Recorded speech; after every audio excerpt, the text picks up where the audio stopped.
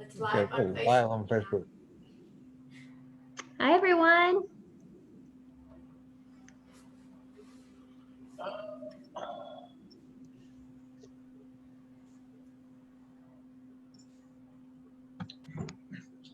Let me make sure.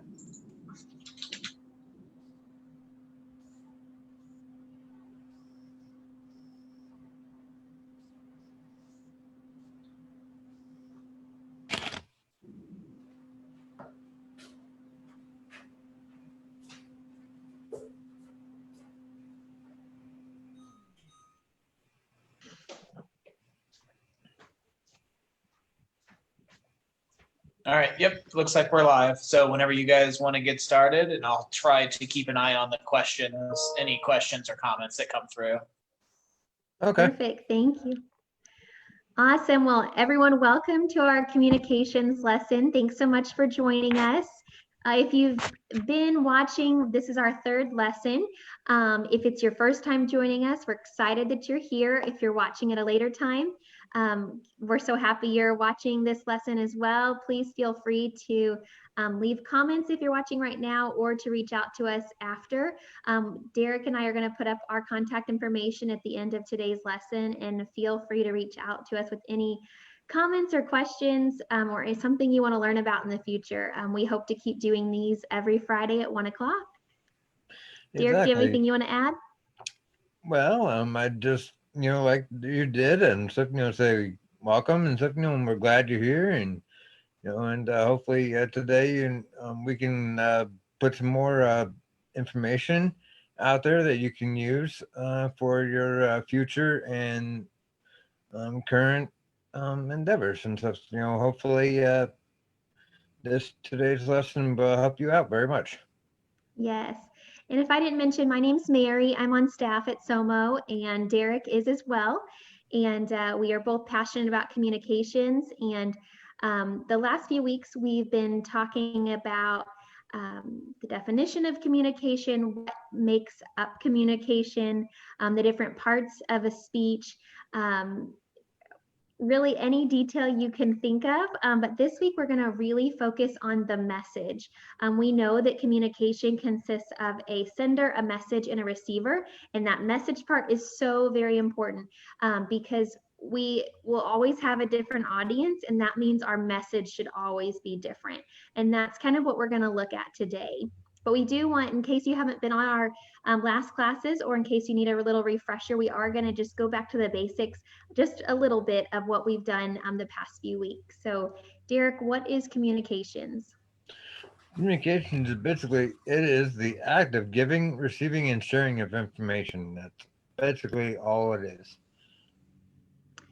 Absolutely. And we've said it before, but we'll say it again. Communication is something we all do every day, all day long, whether we realize it or not.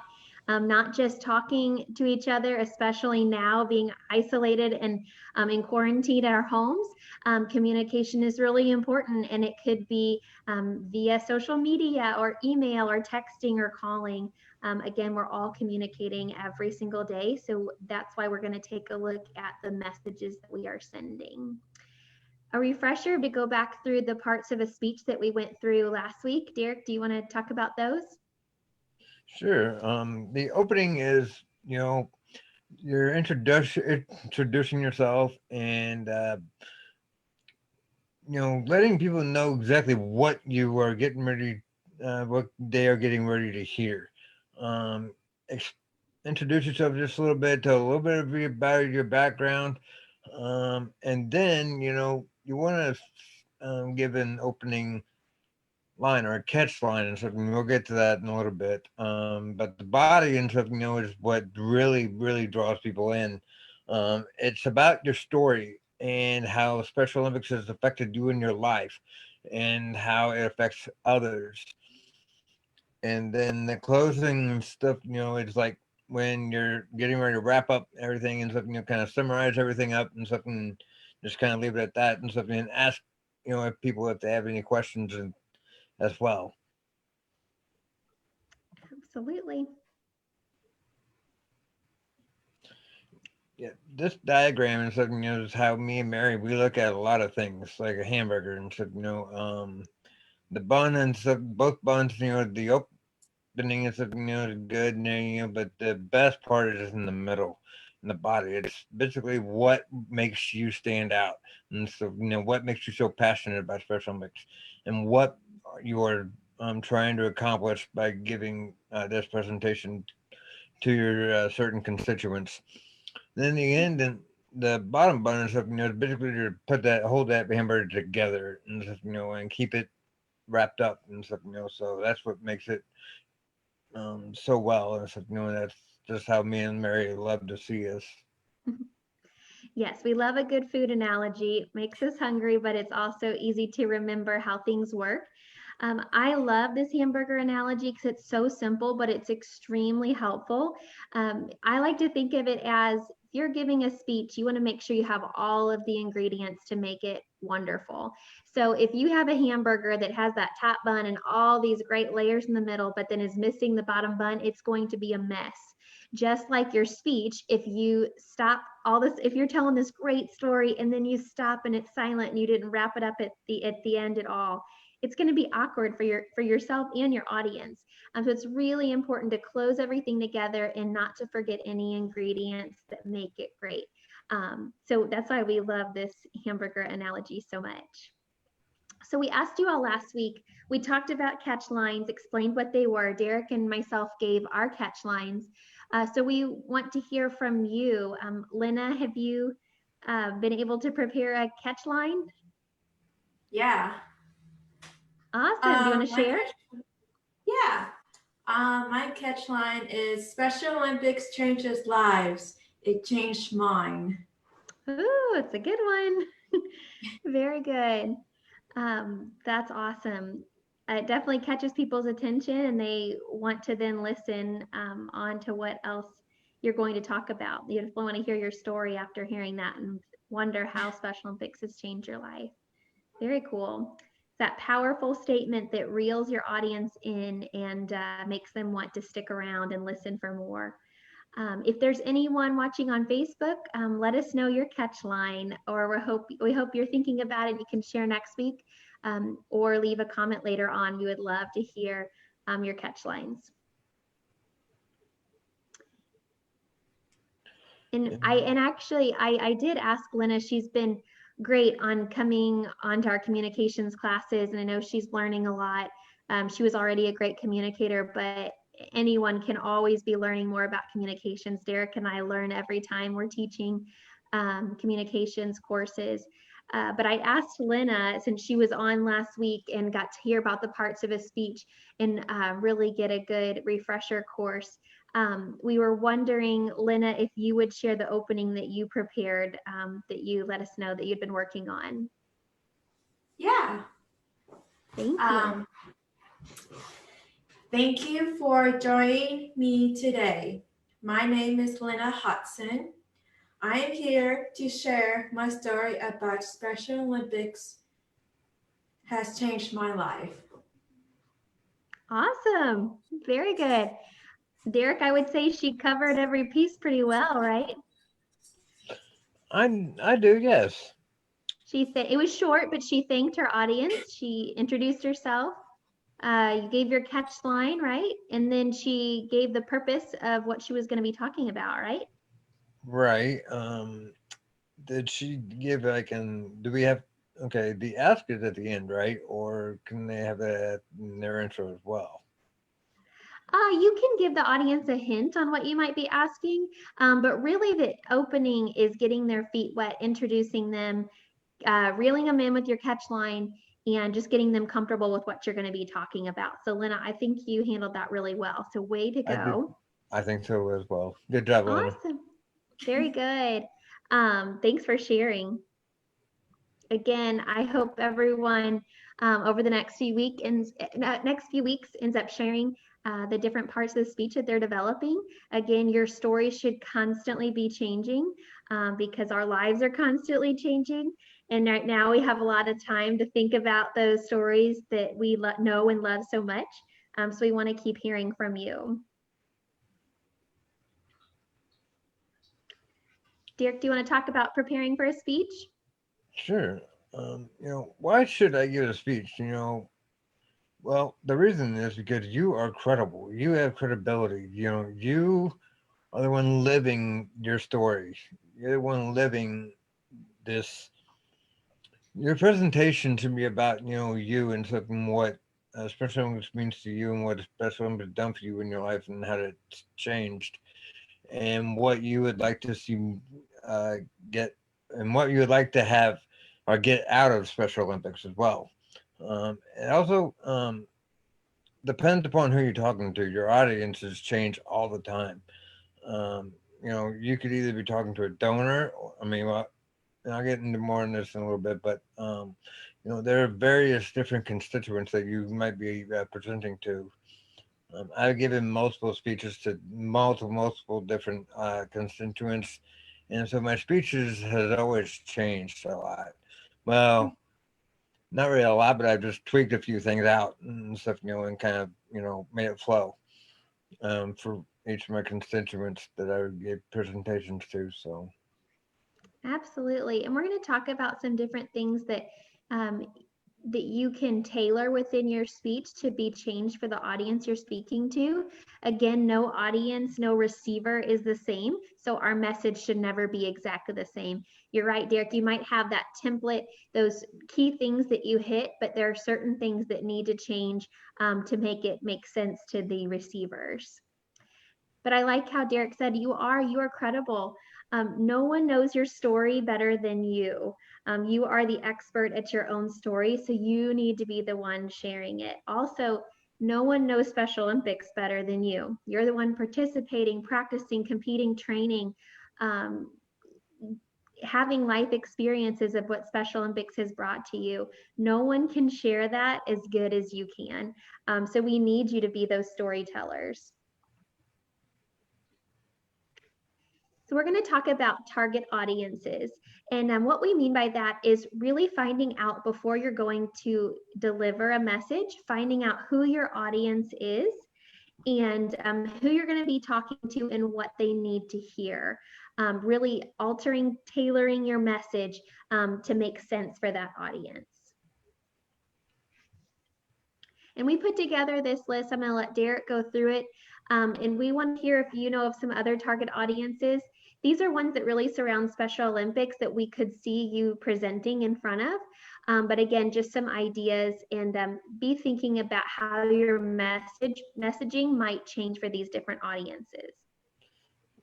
Right. And so, like giving speeches in your schools, civic clubs such as the Knights of Columbus, your workplace, places that you work, your family, potential new athletes since into the program. Talk to group home staff, and maybe put a bug in the area.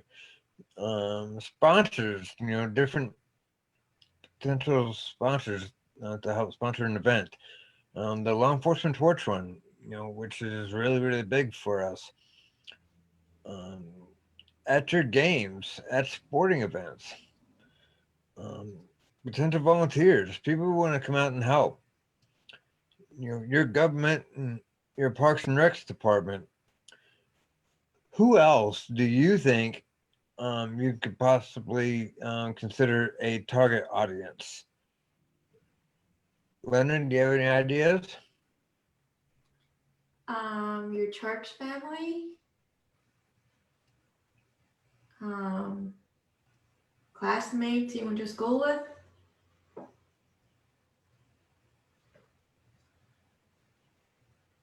Right.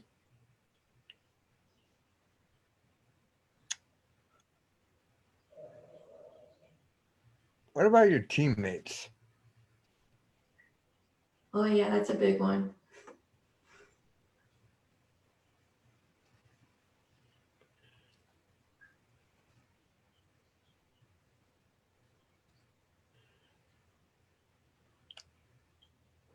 I think we lost Mary. Yeah, I think so too.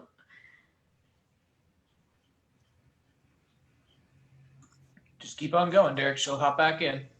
I don't have extra slides. Okay, but you have the notes, right? I've got the PowerPoint, but I have to jump off here and pull it up So though on what's my PowerPoint. Derek? So what's on the next slide? Next slide. That is. Let's see here.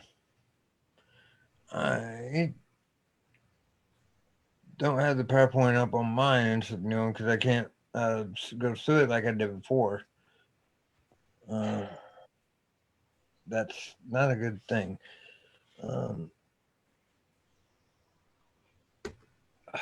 Hang on a second.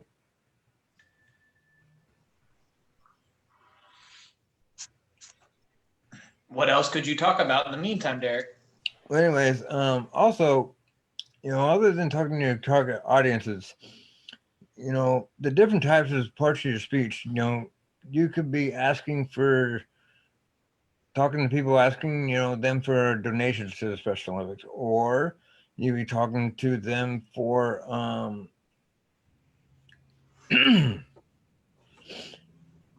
like volunteers, like it's on here. You could talk to people about, being a mentor, for our athlete leadership program that we have. You could talk to people about being a unified partner as well, in a sport. Those are all big things that people ask for all the time. It's like, when people are like, wow, I want to get involved. How can I get involved?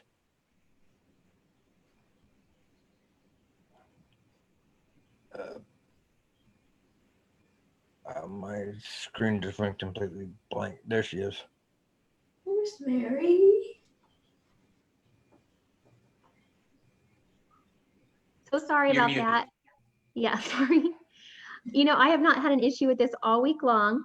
And it seems like every Friday around 1 o'clock, everyone in my neighborhood decides to stream or do school or work at the same time.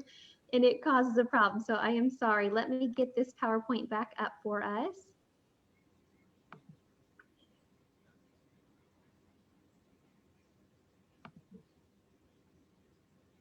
Okay. All right. Can everyone see it again? Yeah. Perfect.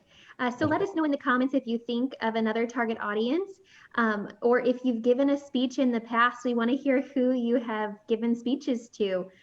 It will help us develop this list, and we want to find out where you've been communicating at. And always remember, a different audience means a different message. It should be changing all the time. If you look back at that target audience list that we just went over, if you're presenting to a school, say to elementary students, to younger students, you're probably going to deliver a different message than you would to the Knights of Columbus or to law enforcement. It should always be changing, not just on different age levels, but to the group you're talking about, because what you're talking about, what you're asking for, everything should be changing. And we're going to get into more details of that. So go ahead, Derek. Sure. And then your ask, what do you want your audience to do? Where's your purpose of your speech? What are you trying to get out of it? Every single speech should have an ask, right? Go ahead. I was going to say, different speeches, like we said, are going to be to different audiences. And that is why we say, when you're telling your story, kind of tweak it a little bit to where it fits your audiences that you're presenting to. And then, the purpose of your speech is the end goal of what you want to get out of what you're presenting for.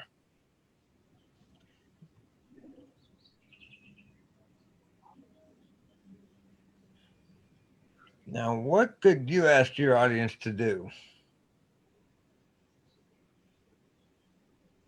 Be thinking about that. We're going to go over some different asks, but there are a lot more than this. These are just some ones that revolve around the Special Olympics. So Derek, why don't you go through these different types? Sure. We have donations, money, supplies, or equipment they're donating to our organization. Facilities, that's a big one for us. for whenever we host our games and stuff. We try and ask different facilities if we can use their facilities for our games. Meals are a big one. Volunteers are a huge thing that we try and get to a lot of every year. To be an event or be a volunteer at an event, become a coach. Like I was saying, being a unified partner on a team. Or like I was also saying, during our athlete leadership program to university, you could try and ask somebody to be a mentor for our university that we have every year. Mhm. Also participate. Be a fan. You know, you could be talking to them and the law enforcement support and ask somebody if they would like to be involved with it. Fundraising is a big thing for us. Youth activation is a new one for us with our young athletes program, and then potential sponsors as well. Absolutely. And we've had a lot of athletes that have helped with MASC, if you've ever been to that, Missouri Association of Student Councils. And so maybe it's talking to schools and getting them on board and asking them to participate in fundraising and advocating for people with intellectual disabilities and being champions for Special Olympics. That's really a huge part of our movement through Unified Champion Schools. So that's something that you might be called upon to help deliver that message, because again, you're the best storytellers for that job. We wanted to share these because it seems simple, but a lot of people, when they think the ask, that every speech has to have an ask in it, that you have to be requesting money. That's not at all what we're meaning. So you can see from this list, it's about participating, volunteering, engaging your audience, getting them to come be a fan of Special Olympics, show them why you love it so much. There's so much more than just asking for money. And that's an important thing to remember. And that's always going to depend on who your target audience is. If you're going, to a school, it's probably because you're asking for volunteers or asking them to do some type of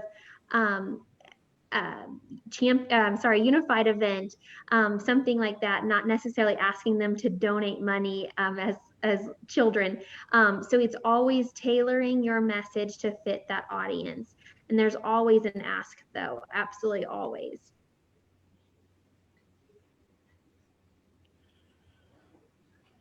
And you as athletes are great communicators, and we can't wait to hear from all of you next about your experiences. And maybe you can maybe write a short story and so, be able to share it in the future with us. I'd be glad to hear it. And so, I love hearing people speak about their speeches, about their involvement with Special Olympics and how Special Olympics has affected them in their lives as much as it has mine. So yeah, we want to see you put it all together. You kind of now have the basic tools, the ingredients to make something really great. Not that you needed much help, but everyone can use communication skills lessons. And so we hope that you can put some of the tools that we gave you to use. We would love to see you put it all together and maybe develop a speech that you could present on one of our classes. If that's something you're interested in, please leave a comment on Facebook or send us an email if you're watching through Zoom or even at a later date. We would just love to hear from you. We would really, even if it's just a part of the speech like Lena was so brave to do today, the more you can share, the more comfortable you are going to get at doing this. We would love to hear from you. Obviously, we want to hear from you. Does anybody have any questions for us?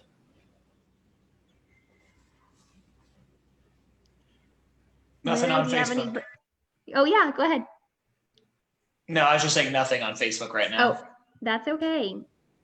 Again, everyone feel free to leave comments later on. Lena, do you have any burning questions? No.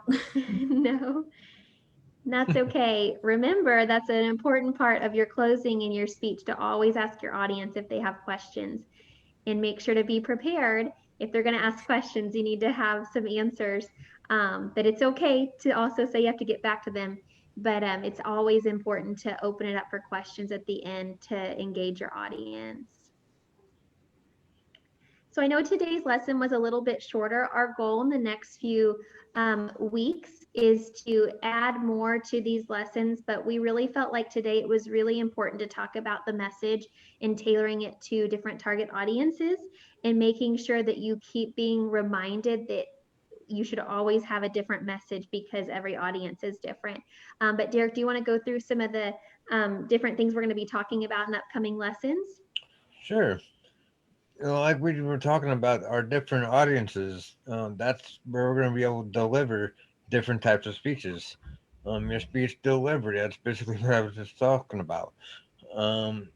Learn from the experts. We're going to be learning from experts, as we are going to be learning from our athletes. That we are going to have an athlete come on and something new in the future, and something you're going to deliver an actual speech for all of us on here. And then overcoming your fears of speaking. I have one example. We have a guy, um, his name is Rob Eichelberger, and so, he had a very big fear of speaking and stuff, and he said he wanted to learn more about speeches in order to be able to overcome his fears, and he has done that and stuff, and he has come a long way since then. Absolutely. He decided to face his fears head on, and he's an excellent communicator and has held really, really important roles within Special Olympics. So we hope to hear from him in the future as well. Yeah, as always, we love sharing these tips and tricks with you. Again, we're communicating every single day, so it's really important to be thinking about the messages that we're sending to everyone. We focused a lot the last 2 sessions on stand and deliver speeches. That means if you would go and actually prepare a speech and give a speech in front of an audience. But there are several different types of speeches that you can give. Maybe you're not comfortable just yet speaking in front of a large audience. So we have some other opportunities for you that you might be really interested in. So we hope you will join us next week for to dive deeper into those different types of speeches.